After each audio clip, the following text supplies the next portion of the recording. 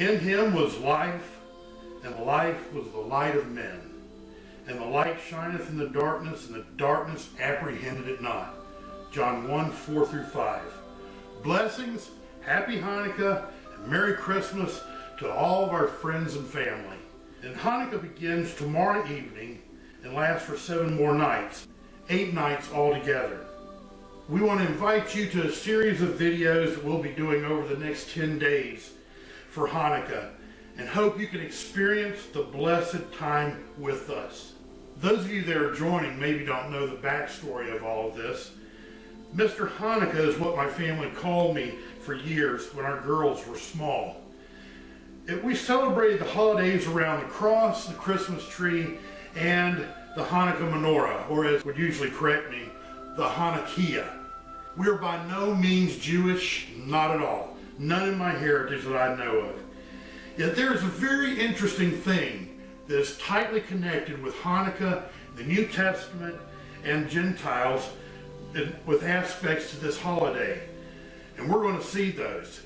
Carrie and I, we felt that we need to add something to our celebration to combat the worldview that our daughters were seeing growing up when they were young girls.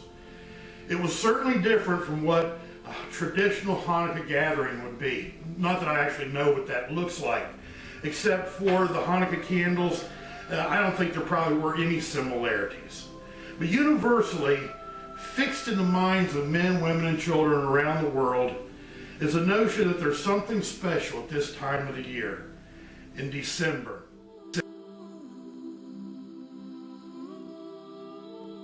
I'd like to make a few suggestions to all of my Gentile friends. Not to sound condescending or anything, but we're not great at keeping up with Jewish feasts. They're not part of our normal routine, especially since they are on a lunar calendar. Believe me, I generally refamiliarize myself with all the Jewish holidays every year, and I have to look up the dates. I'm not always on top of it. I always know coming into November, okay, when's Hanukkah this year? Because it's always different. So my suggestion is this. Remember, on a Hebrew calendar, a day actually begins at sundown and runs through the next day at sunset. Like we saw on the 7th day video, if we compared it to Christmas and our solar calendar, knowing we celebrate December 25th as Jesus' birthday, and 8 days later is the 1st of January, a day of dedication. The last day begins the evening before and would be New Year's Eve. So I'd encourage everybody, if you can't keep up with Hanukkah, or if you missed Hanukkah this year and you're getting familiar with what we've been doing, I'd encourage you to make Christmas Eve your first day of Hanukkah. Watch the videos as an encouragement.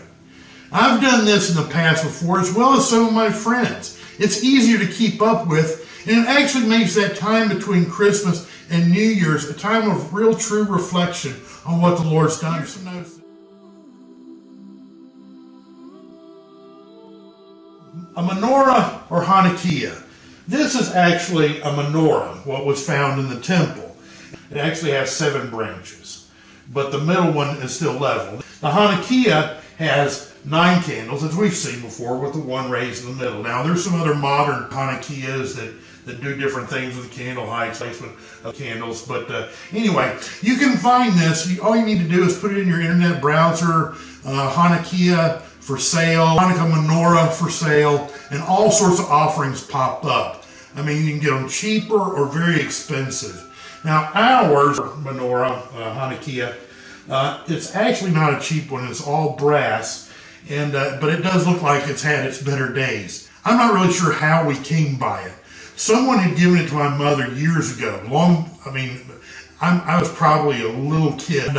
It can actually be taken all the way apart to be cleaned, which I do need to clean it. Let's talk about the candles. Now, this is a box of candles, and again, you can buy those online, or you can even buy them this time of year at a grocery store on the foreign food aisle.